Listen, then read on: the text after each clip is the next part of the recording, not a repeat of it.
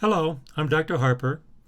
This video is in Business Statistics, BANA 2010, Section E01, Spring 2021, and this is a homework video. In this video, I will work the quantitative problems in Homework 1, but not all the way through.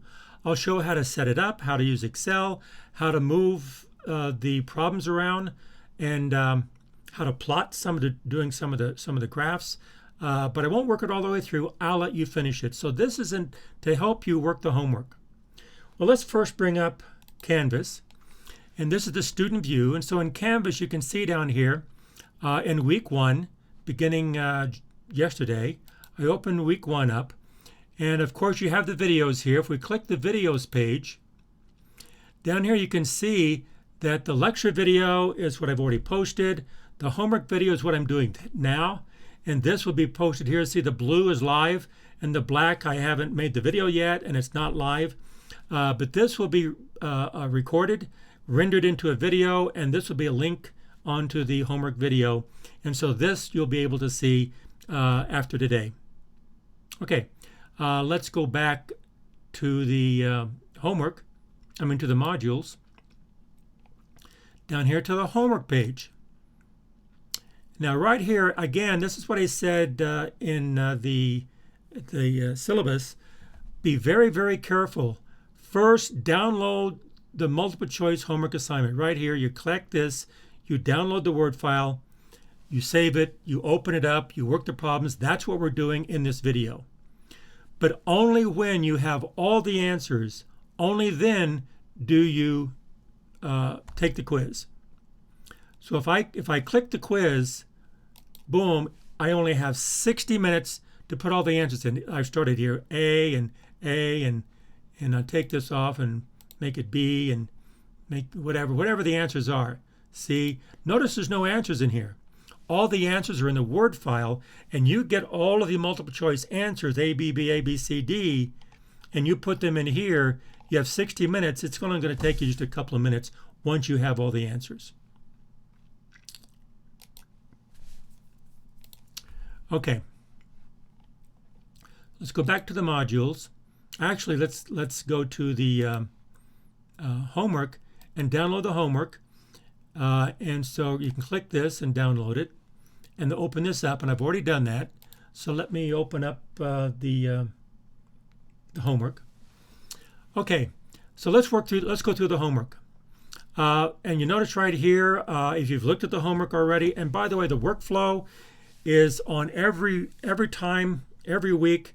Download the homework, start working, or look at the videos, the lecture video, start working the homework, and work it all the way through as best you can, but don't submit it.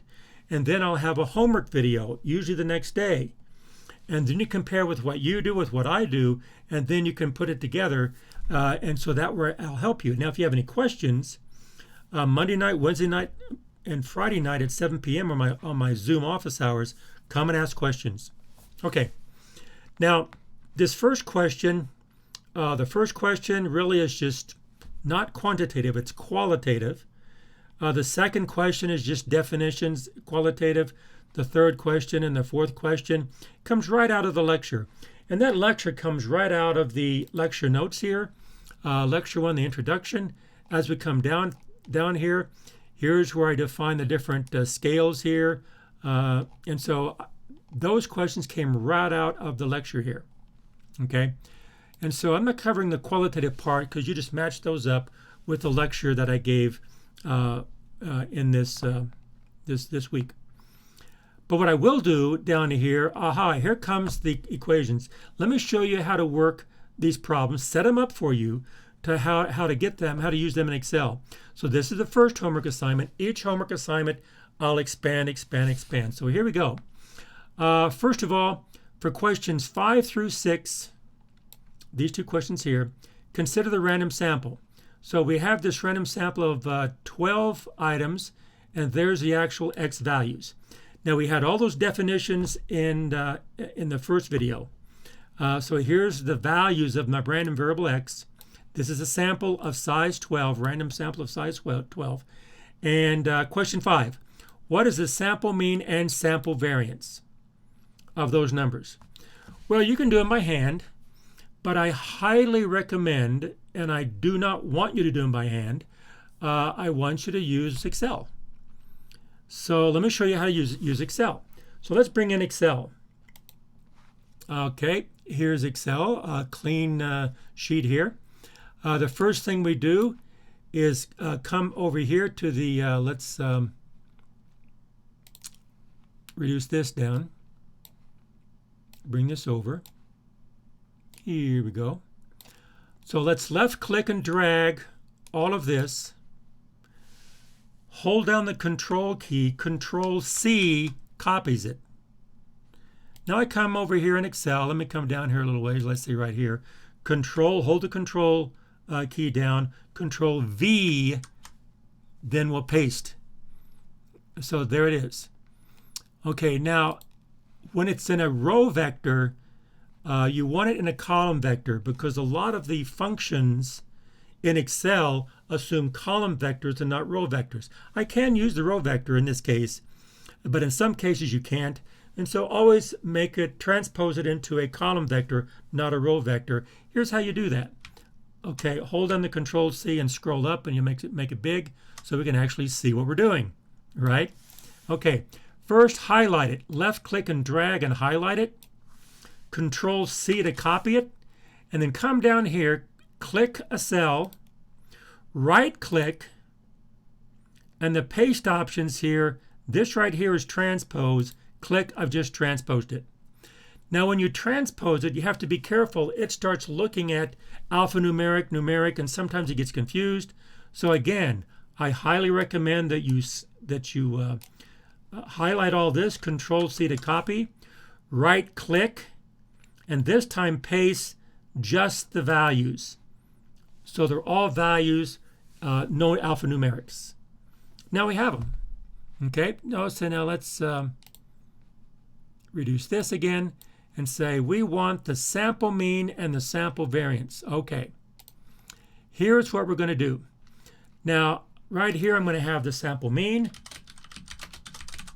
and here's the sample variance. Okay, well I want to justify these, so let me highlight these, left click and drag up here under home, right here, right justify, because right here I'm going to do the mean and variance. Okay, for this data set. Well, let me show you what the functions are. What I'm going to be putting in here is equal average, open parenthesis, then I'll put the number in there. For sample variance, I'm going to equal variance.s for sample, and then put the number in. Okay, so this is what I'm. Now, when you have an equal sign here, that's telling Excel it's a function. And they'll recognize average in variance.s. That's a sample variance, and that's the average. Well, here's how you do it. You say equals, and so I just say equals average, average. They recognize that as a function, open parenthesis, and now notice it's asking for numbers. So I come up here, and my numbers, I left click and drag. I'm only going to come down to 5 and then stop. Now you should go all the way to 12. I let you do that. Close parenthesis, return, and there's your average. Well, this is not the right answer because if I click this up here and then I click the input bar, then you can see I only went to 5. I want to go all the way to 12. So that's not the answer, but that's how you do it. I'll let you do it, okay? Same with the variance. Equals variance, and notice down here is all the different variances, dot S for sample variance. Open parenthesis, again, I'll have the data, and I'll come down to 5, close parenthesis. Now, those would be the right answers if I had gone all the way down to 12, but I didn't. I'll let you do that, okay? Good. So, and then you compare the mean and variance, or the average and sample variance, with the numbers here and see which ones they are, or none of the above. That's 5. Okay, 6. Oh, which frequency distribution is correct? Remember in the lecture video, I showed you what a frequency distribution is, what a histogram was. I even showed how to construct it. Well, you're going to count the frequencies, this type of thing, on how many you have here. And I can see here the first 5 numbers. I have 1, 4, 1, 6. I have 2 8s. I have a 10. But I'm going to do this for all 12 numbers. You can do it by hand, and you can certainly do it by hand. That's not a bad thing to do. Or again, you can use Excel. So let me show you how to use Excel to generate a histogram. You can do it a number of ways. Right now, what I want to do, which is going to be fairly easy to do, I'm going to left-click X and come and drag. This time, I'm starting with X, the variable X, and I have all the data relative to X in the column vector. I come up to Insert tab, Insert, come over to Pivot Table, click the Pivot Table, and now down here I say select the range. I've already selected the range. Down here, choose where you want the pivot table report to be placed. New worksheet? No, I want it in this worksheet. So existing worksheet, I click that button. Location, I click that. I say I want to put it right here next to it, right there. So F6 is where this pivot table is going to go. I say OK, and then it says OK, build your pivot table. Well, over here is where you have your fields. I just have one field, X. Later we'll have multiple fields. X, I'll bring this X down to the rows because I want the X values in the rows, and there they are. Then I bring the X value over here on the values, and notice it's the sum of the values. Let me take my picture out of the way. Let me do this again. Let me do this again because my picture was in the way. Okay, take the X and bring it down here to the rows. I create the rows. Then I take the same X, whoops, do it again, rows. I take the same X and I put it on the values, but the values, notice it's sum of the values, and so it gives the sum of the X's. I don't want the sum of the X's, I want the frequency or the count. So up here I click the sum, I right click, and what it gives me is a menu. I want to summarize the values, and it opens another menu, sum, count. I want to say count, and there's my frequency, the frequency of X or the count of X, same thing. So there's my frequency. But I want a histogram. Well, since I have this, it's very easy to do with a pivot table. You see, I click the pivot table analyze. It's already clicked.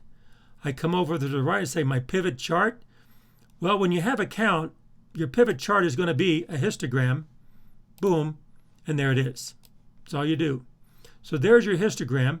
And now, I can format this. I don't need a legend. I can format this. There's a title. I can call that X. So you can do all kinds of actually it's frequency.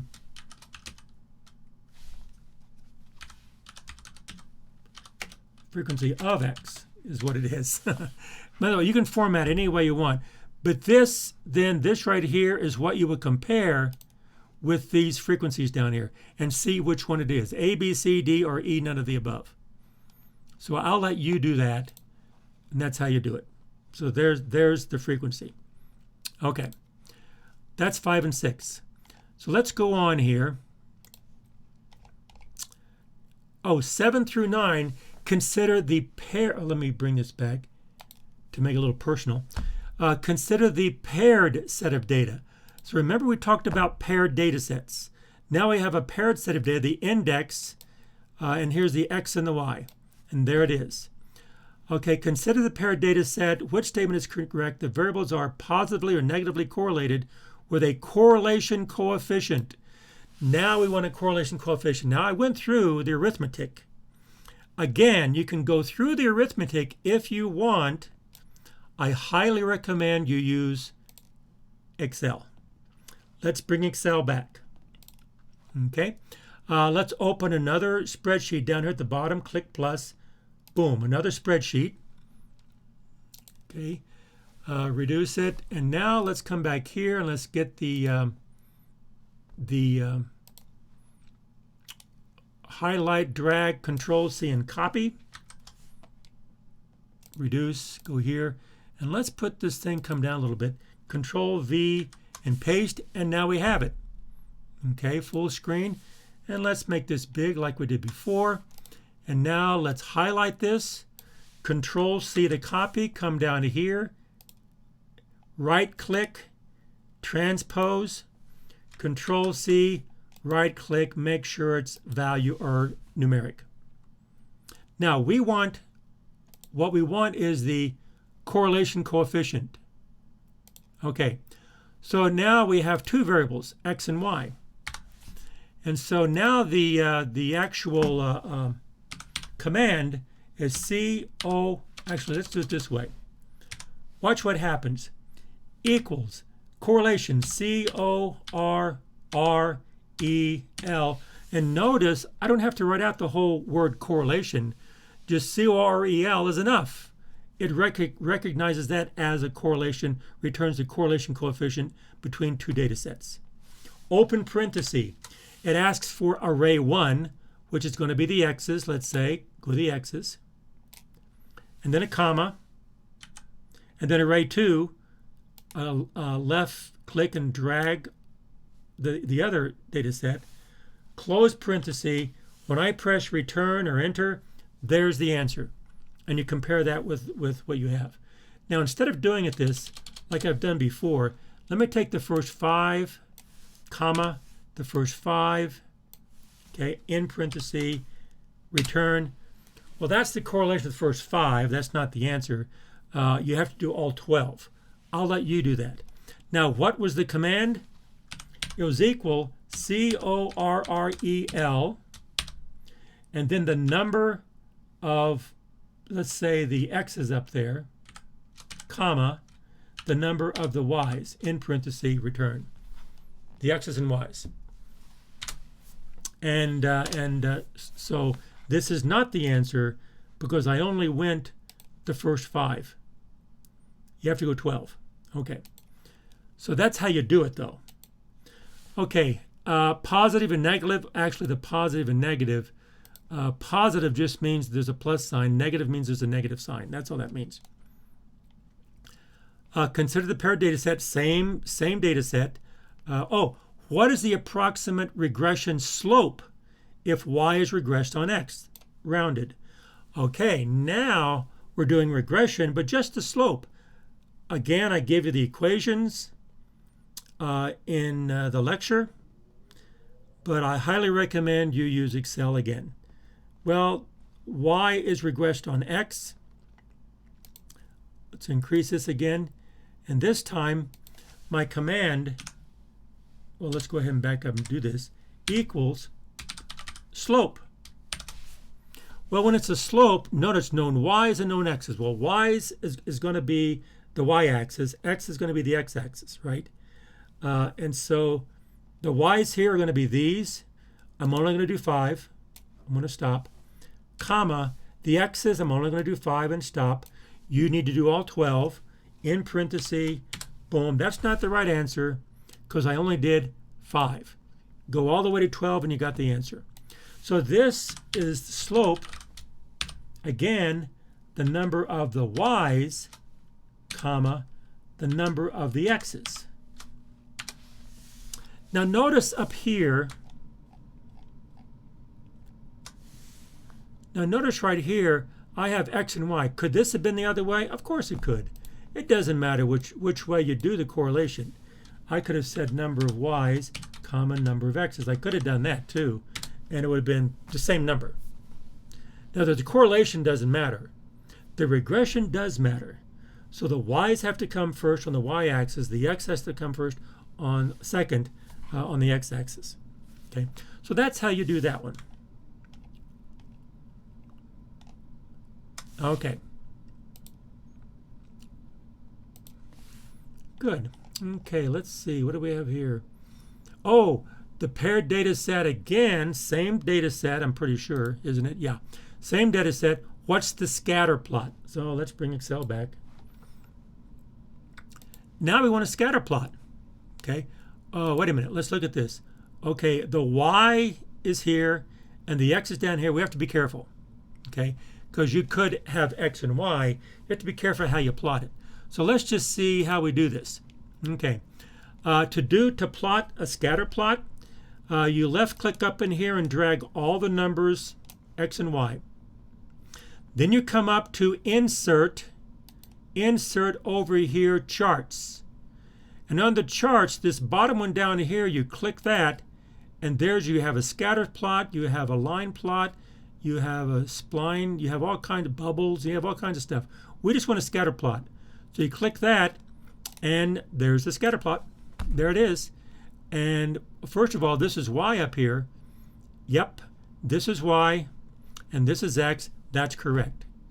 Now, if for some reason this was x and it was transposed, it was reversed, we don't want that, well, then you can just come out here and switch the rows. Bling, bling. Okay. Well, we really don't want that. We switch. We're not. That's not true. We switch the columns and the rows. We don't want to do that. We want y here and x over here. And so you can format it any way you want. Okay. But you compare that with which one of these scatter plots matches it up. So actually, I used all the data. So that is the scatter plot. I didn't use partial data. I used all the data. In other words, I could have just taken the first 5, insert, scatter, scatter here. I could have done that, but I didn't. I'm taking all of it, all 12, insert, scatter plot, boom. Okay. Anyway, that is the answer. You just have to match that up. Okay? Good. Let's go on to the next one. Okay. Oh, question 10. This is a good one. Acquire the sample mean and sample standard deviation for each month using the following data from the Colorado Department of Public Health and Environment on the daily reported cases of COVID-19 between March 5th, 2020, June 7th, 2020 in Colorado. Which set of values are correct? And notice the sample mean is the first number. The sample standard deviation is in parentheses. And so for March, April, May, and June, you calculate the mean and the sample mean and sample standard deviation for each month. So on this one, you really should not. It would take you forever doing this by hand, because look how many look how much data there are. Okay, you really want to use Excel now. So let me show you how to do it. Well, down here's the data. By the way, this is real data that I pulled off of the data set. Down here's the reference. This is the actual reference. If you Control-C, copy this. I go to my browser, open this up. Bingo, bingo, go. So this is real data, COVID data. Okay, so I went and searched this, and I got some good data, and I pulled it off. And you can mess with this stuff, and since you're learning statistics, start finding data. There's so much information out there. Once you get the statistics, you can start pulling all kinds of exploratory business information, business intelligence data. It's fascinating. Look at this case summary, demographics, tests. Okay, I get excited. It's really cool. Okay, let me get back to the homework. Okay, how do we do it?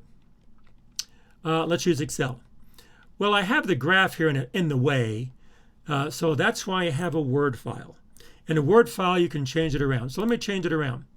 Let me click this, and then I can notice my cursor here, make it at the border, and I want to move this sucker over to where, move this over here to where it's out of my way. Now, I'll take these values here, I'll come all the way down here, and down to here, Control-C. I want to copy all this data. Let me bring Excel back, full screen, open another spreadsheet, come down here, Control-V, and there it is.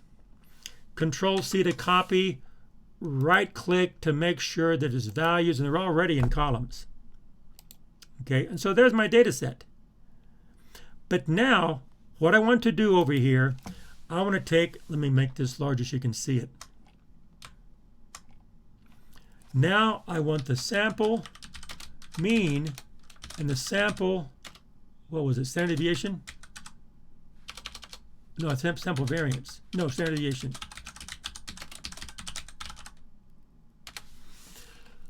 Now I don't remember what I said. Sample standard deviation, and there it is. Okay. So that's what I want. Let me justify this, because that way we can see what we're doing. Okay. Again. Okay, this is the date. We don't want to do the date. We want the cases. Okay. So let's just do the first 5 again. Equal the average, B-E-R-A-G-E, of the first 5. Okay. 1, 2, 3, 4, 5.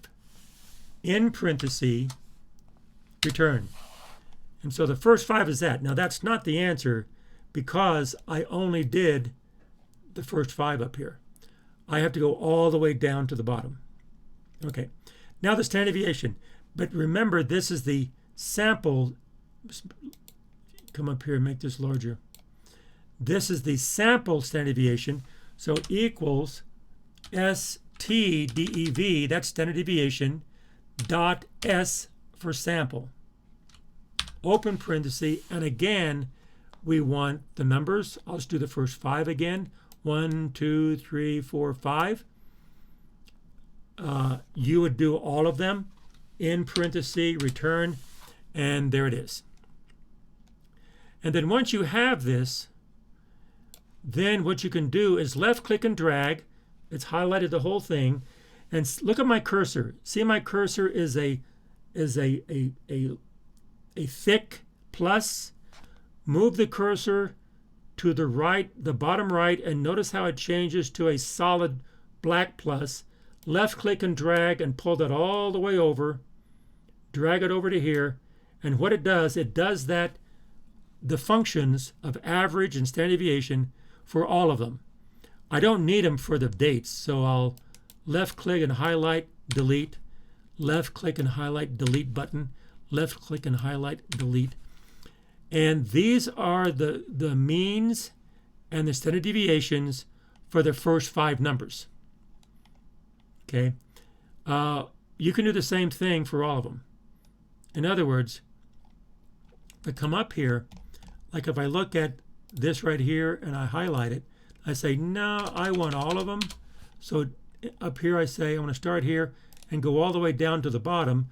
Well, I can go all the way down to the bottom. If it's blank, it just won't count it. You want to have all of these because if you drag this over, you want to count all of these. Okay, and then return. And once you return, then you can drag that over, and there's your answer.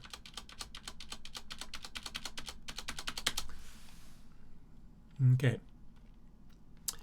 And then it's going to be one of these, A, B, C, or D. Or none of the above. Okay. Remember, they're rounded. They're rounded. These are whole numbers. So whatever is the right one. Okay. Well, notice what I'm doing here. I hope this helps. I want to show you exactly how to solve it, and I'll do everything you need to do and do one extra thing and press return, and you have the answers. So that's kind of what I want to do. Now, there's more to do with these, but we'll just start with this. This is a good start. We have pivot tables, we have functions, we have graphs. That's a good start. That's all we need for right now. Okay? So that's all I have for this homework. If you have any questions, make sure that you come and ask them during Zoom office hours. My Zoom office hours are Monday, Wednesday, Friday at 7 p.m. And if we bring back our the home page in Canvas, right there, these office hours, you click this at the very beginning, click that takes you right to the office hours on Monday, Wednesday, Friday at 7 p.m. That will be the link all semester. Okay, and if it changes, I'll change the link, but it'll always be this link right here. I might change where it goes, but this is how you get to office hours.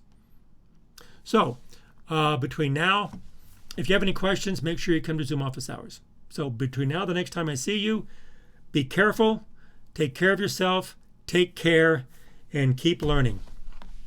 See you later.